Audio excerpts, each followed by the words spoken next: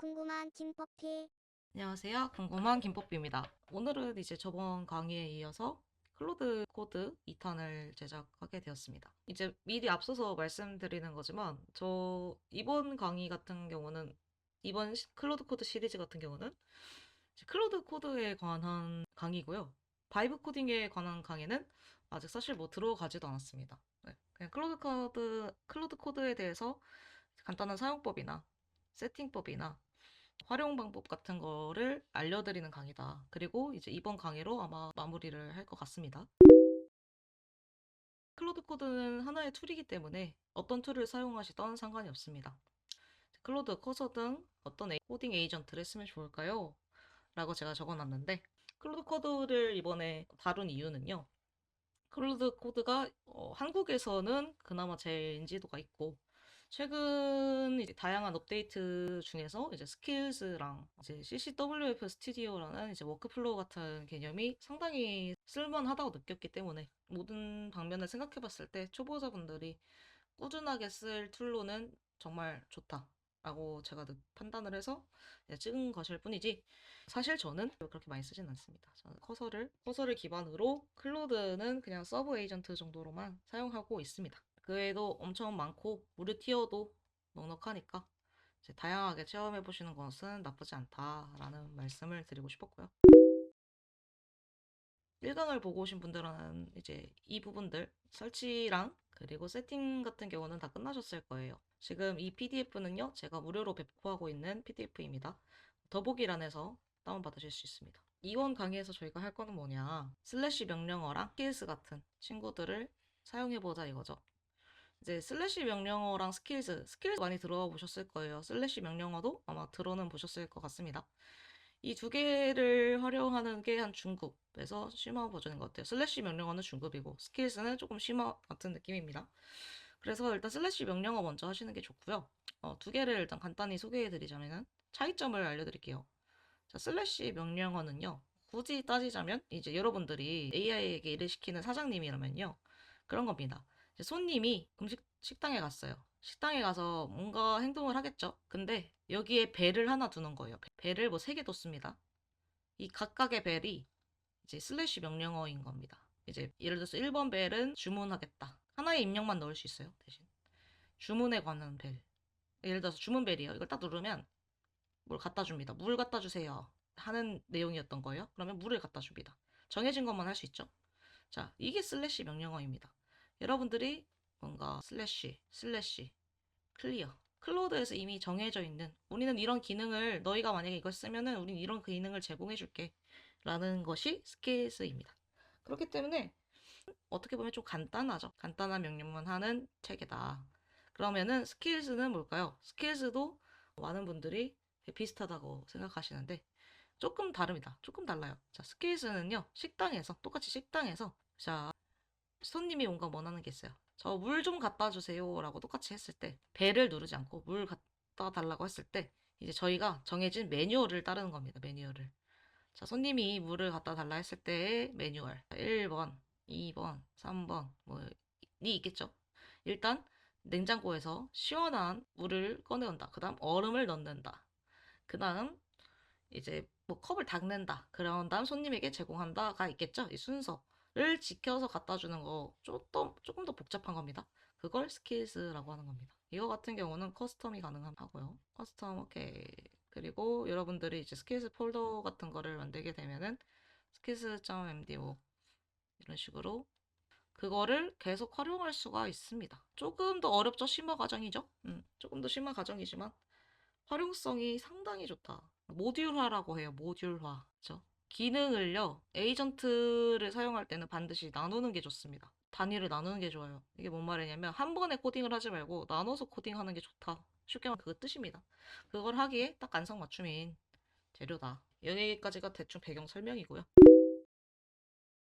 이제 뭐 하는 방법을 보여드려야겠죠? 그러니까 어떻게 하면은 조금 더 잘 보여드릴 수 있을까? 그리고 어떻게 하면 조금 더 이제 초심자분들이 따라하기 쉬울까에 대해서 생각을 해봤는데, 일단 첫 번째 정말 기억하셔야 될 거는 절대로 외우려고 하지 마세요. 그냥 알아만 놓고요. 써먹으세요. 써먹으세요. 네. 써야 합니다. 그래서 저도 직접 뭐 이제 쓰는 영상을 이제 찍으려고 일단은 IDE를 켜주시고요. 저는 커서요 IDE를 안에서 여기 클로드를 쓰고 있습니다. 자, 여기 보시면 똑같습니다. 어디는 클로드 이렇게 쳐서 들어가줍니다. 자, 들어가셔서 어제 사용했던 방법 같은 경우는요. 그냥 아이디어를 쭉 적고요. 이런 부분이 불편했어. 라고 제가 그냥 적어 놓은 거예요. 이거를 그냥 아이디 텍스트라고 해놓고요. 이렇게 참조하시면 됩니다. 네, 골뱅이 아이 어떤 모드로 이거를 구현해줘 라고 요청을 할 겁니다. 아웃풋이 있겠죠? 여러분들이 원하는 아웃풋. 어플을 만들어줘. 뭐 데스크탑 앱을 만들어줘. 모바일 앱을 만들어줘. 뭐 웹페이지를 만들어줘. 사스를 만들어줘. 여러 가지가 있겠지만 처음에는 그냥 구현해줘 라고도 해도 됩니다. 잘 모르겠으면 어떤 걸로 만들지. 그러면은 이런 과정을 거치게 됩니다. 자, 이런 그냥 알아서 그냥 해준다는 거예요. 초기 파일을 만들어 준다는 거예요. 초기 세팅법부터 좀 알려드릴게요. 초기에 쓸만한 슬래시 명령어로는요, 모델입니다. 슬래시 모델을 치시고 들어가시면 자, 세 가지 모델이 나오죠.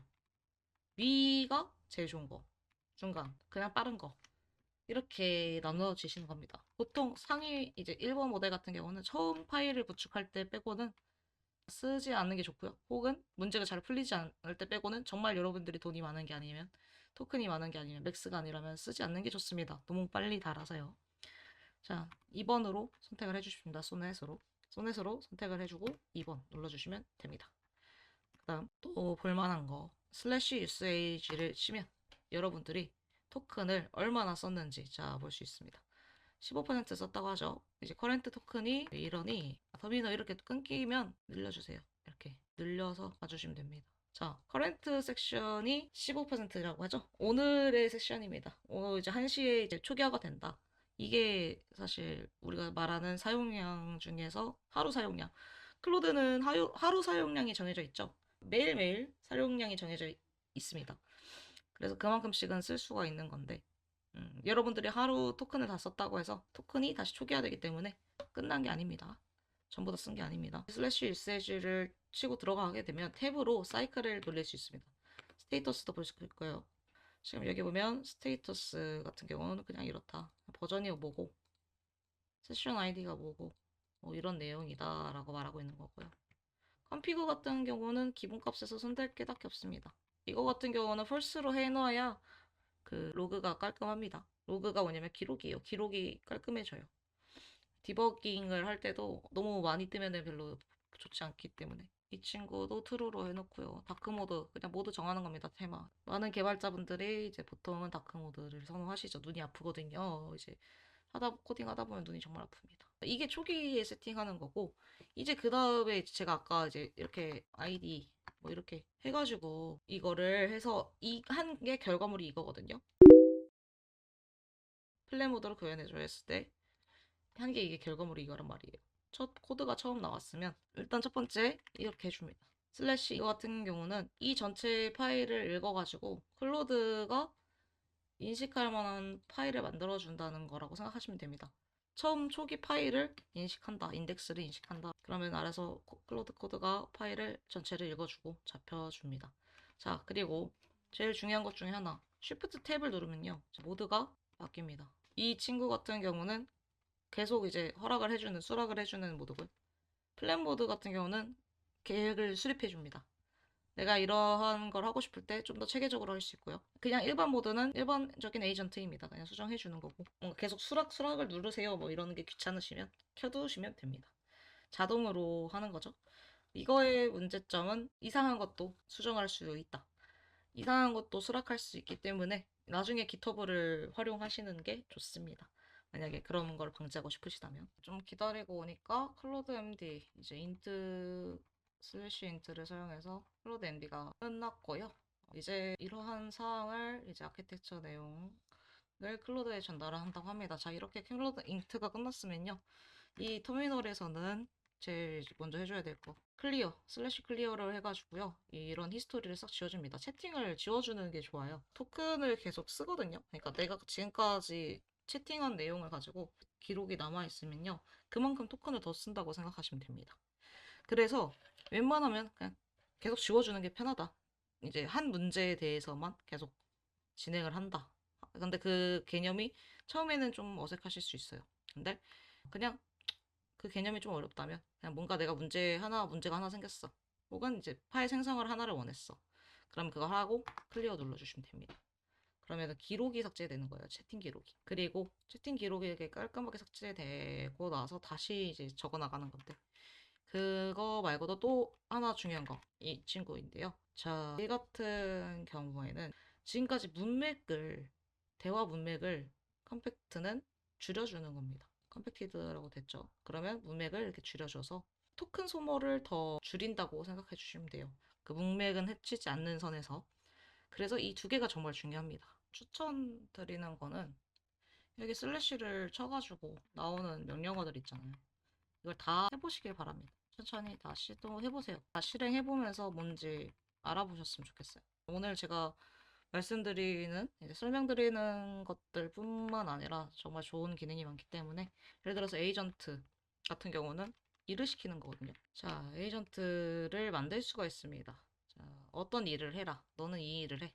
예를 들어서 보안 관련 이슈를 책주를 체크하고 로직을 보강해주는 에이전트다 라고 말해주면요, 이런 일을 하는 에이전트가 분배가 됩니다. 그래서 이 에이전트는 거기에 특화된 친구인 거예요. 클로드 같은 경우는 하나의 CLI에서만 진행할 수 있는 게 아니고요, 이렇게 여러 터미널을 열어서 클로드 터미널을 열어서 할 수도 있습니다. 자, 이거는 일단은 나가주시고, 만약에 대화를 삭제하고 싶다면 컨트롤 C 눌러주시면 돼요. 컨트롤 C 한 번만 눌러주세요. 두 번 누르면 나가니까. 아까 요청했던 all tools로 하고 컨티뉴 눌러주고 소넷으로 하고 색깔을 정리해 줄 수 있어요. 시큐리티 애널라이저라는 친구가 이제 생겼죠. 에이전트가 생겼습니다. 이런 에이전트인 거고요. S랑 엔터 누르면 저장이 되죠. 이제 이 친구를 쓸 수가 있어요. 이렇게 역할을 분배할 수 있습니다. 이거 같은 경우는 좀 고급 기술이라고 해야 되나요? 아무튼 역할을 부여한다고 생각하시면 돼요. 그렇게 어렵다고 느끼면 다 어려워질 수밖에 없는데 어렵다고 생각하지 마시고요. 다 같이 역할 놀이를 하고 있는 거다. 그래서 넌 이거 해. 너는 지금부터 사자야. 너는 지금부터 독수리야. 뭐 이렇게 역할 놀이를 부여하는 게 에이전트 스킬이다. 그렇게 정도 이해해 주시면 되고. 그 다음 이제 코드에서 쓸만한 친구들이 지금 보면은 이제 이렇게 완성을 했잖아요. 이 친구가 리와인드라는 친구인데 이 친구 같은 경우는 얘랑 대화를 해가지고 얘가 만약에 고쳤어요. 코드를 고쳤는데 마음에 안 든다 하면은 이전 버전으로 완전히 내가 방금 한 대화의 결과물 이전으로 돌아가는 기능입니다. 이게 정말 좋아요. 물건입니다. 원래는 GitHub를 사용했어야 됐던 건데 이제 리와인드라는 이 기능을 통해서 그런 저장소 없이도 이전 버전으로 되돌릴 수가 있습니다. 이 대화 이전으로요. 그래서 정말 편한 것 같습니다. 초기에 이제 내가 요청해서 바이브 코딩으로 이 친구가 만들면 나랑은 또 다르게 구성된 부분이 있을 거란 말이죠. 그거를 이제 실행을 해보면서 고쳐가야 되는 부분인 겁니다. 명령어를 입력하면 제가 요청한 메모장 앱이 나오죠. 메모장 앱이 이렇게 나옵니다. 한번 볼까요? 어느 정도 기능을 하나 보겠습니다. 이게 끝인가 봐요. 이게 끝인가 봅니다. 만들어 봤는데 글자 수라는 기능이 있고 파일 이 정도의 기능이 있나 봅니다. 저장하는 버튼도 안 보이죠? 자, 이럴 때 이제 이걸 고쳐야겠죠? 어떻게 하느냐. 지금 처음에는 인트를 했지만 지금은 클로드 MD 파일이 있기 때문에 그대로 하겠습니다. 제일 중요한 것 중에 하나는 이 리와인드라는 스킬입니다. 예를 들어 제가 뭔가를 이렇게 바꿔달라고 했을 때 보통은 AI 같은 경우는 코드를 기억할 수가 없어요. 그러니까 이전 버전을 완벽하게 다시 할 수가 없습니다. 예를 들어 제가 채팅으로 뭘 고쳐줘라고 했어요. 메모장 앱에 저장 버튼을 만들어줘. 뭐 이렇게 했습니다. 그러면 얘가 명령을 실행을 하잖아요. 버튼을 구현했다고 하네요. 볼게요. 자, 이렇게 버튼이 생겼습니다. 이렇게 되면 이전 버전으로 돌아가고 싶을 때가 있을 거예요. 내가 원하는 대로 잘 수정되지 않았다고 느낄 때가 있을 겁니다. 그럴 때 이전 버전 코드가 훨씬 나았다라고 느껴질 때 원래 같은 경우는요, 깃허브를 써야 됐습니다. 제가 깃허브를 써서 이전 버전으로 체크포인트를 돌아가야 되는데 그 기능을 클로드에서 그냥 넣어버린 거죠. 그래서 초심자들이 사용하시기 좋은 게 바로 이 리와인드입니다. 다시 리와인드 치시면 자, 이렇게 리와인드 언제로 넘어갈 거야? 지금 현재고 저장 버튼이 없네 때문에 이것 때문에 이만큼 바뀌었다. 이만큼 바뀌었다. 이렇게 뜨죠? 125. 125개가 더해졌고 3개가 사라졌다. 이걸로 바꿔주시면 결정할 수 있습니다. 자, 대화랑 코드 둘 다 바꿀 거야? 아니면은 대화만 바꿀 거야? 아니면 코드 바꿀 거야? 둘 다 바꿔야겠죠? 이렇게 하면은 이전 버전으로 돌아가게 됩니다. 무슨 말인지 아시겠나요? 그래서 이게 정말 기능이 쏠쏠. 생각보다 이거 영상이 길어져가지고 스킬스 같은 경우는 3탄에서 다뤄야 될 것 같네요.